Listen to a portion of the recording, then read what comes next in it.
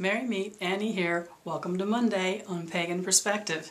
We have a special topic this week, not just because it's interesting, which it is, but because it came from Sir for Scissors, our friend. We miss you, Scissors. So, it seems like I am saying hello to you from far, far away, because the message you sent us is that you now live in Alaska.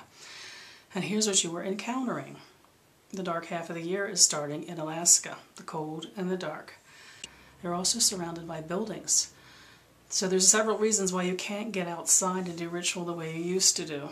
And you live in a tiny basement apartment, so you don't have a lot of room inside to do ritual. So your question was, how might we handle those things? The first thing is, it's a given that most of your ritual is going to be inside. And that is making you feel disconnected from the outside. I would suggest you try making your altar be the world. Make it be a microcosm of the universe. Make it be nature and your connection to nature and the energy of the world around you, the physical world. Make that altar be the center of your ritual. Now we do this anyway. We lay the symbols of the elements on the altar, and we know then that the reflected energy meets that, the energy on the other side. But before you begin your ritual, declare the altar as the place you start from. Whatever symbols of the elements that you are using on it, feel them, know what they mean to you. Make the altar be your world and start your ritual from there. It can be tricky, I know.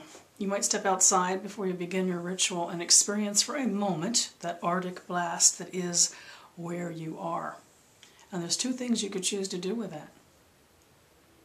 First, you want to be in it and feel what each of the elements feels like in it. And bring it in. Step into the place at which you're going to do ritual.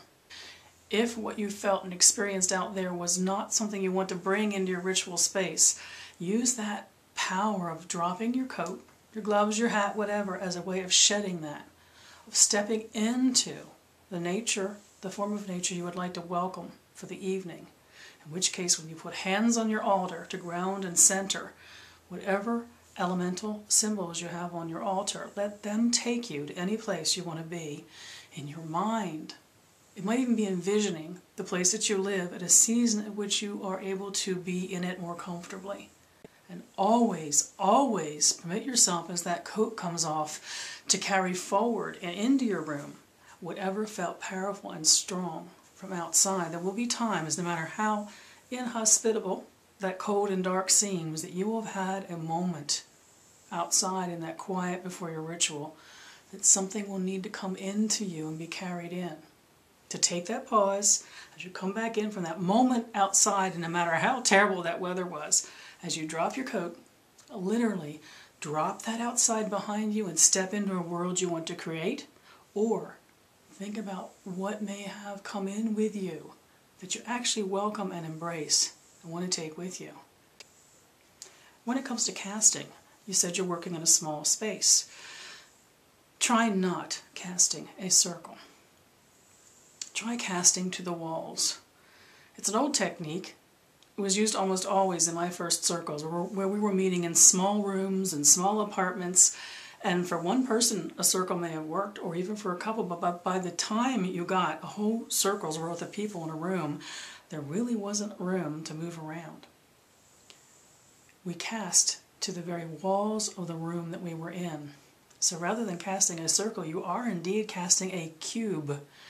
Now that cube is eternal. The cube is something that you set up the walls, the ceiling and the floor of your room as the boundaries of your sacred space.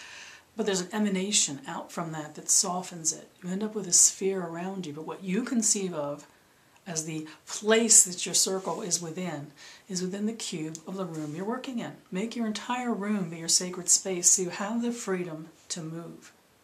Make your altar your world, and expand your circle to be the entire room that you're working in. There's my two suggestions for working in such a small space. Another technique you might want to investigate. Since you are feeling disconnected from that weather outside, When you want to do your ritual, because you can't do your ritual outside, experiment with the body elemental when you are in your ritual space. As a grounding and a centering before you begin, be aware of everything about you, which is the elements. Everything you contain within your body, which is air, fire, water, and earth. You can even journal about it ahead of time, because it will feel different at different times. Your emotions impact it, how you're physically feeling impacts it, but you are a creature of the elements. You are the elements. That elemental world is always within you, even if you can't step out into the night. Treat yourself, in addition to that altar, as a microcosm of the wider world, that elemental world, the natural world. Don't forget, there are forms of magic that you can do within your home where you're focused indoors rather than outdoors. Don't forget the power of kitchen witchery. And I know how artistic and creative you are. Think about using artwork and the other creative endeavors that you do, the craft work that you do. Make it be your ritual. Make something sacred around that. Build a ritual around that. Something you can do inside which connects you. And I know from what you've shared with us in the past how you are connected spiritually through the art that you do and your creative aspect. Think of making a ritual out of that. Something you can do very completely indoors. Tall buildings. Let me make a suggestion about tall buildings. It's worked for me in busy urban situations when I've been in apartment buildings and in the city.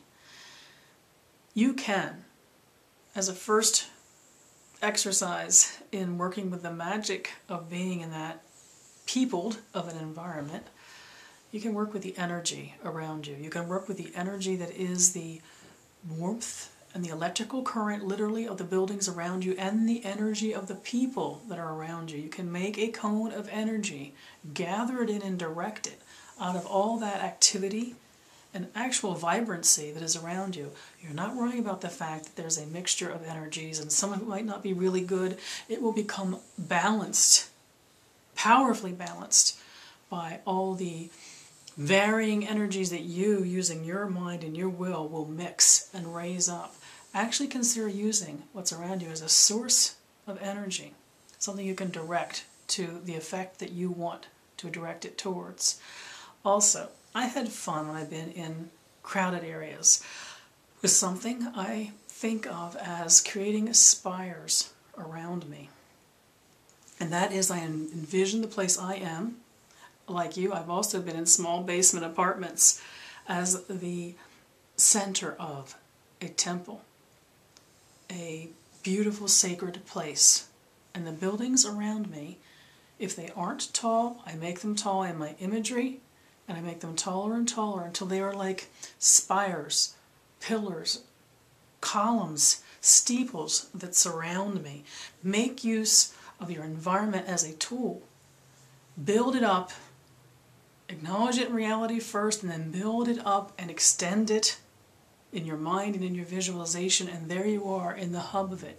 Use those constructs literally to create columns for your temple around you. It's a way of looking at that small space you are in differently. It was so good to hear from you. And I know that there is a balance to what you are experiencing, because surely the beauty of the green land that you're living in Alaska must be amazing and have its particular gifts that you experience. And I think too that the dark and the time of snow will also have the same gifts to bring you. I hope your heart is opened to warmth inside all that cold and the darkness that you are experiencing. I wish you mirth and reverence. Mary Part.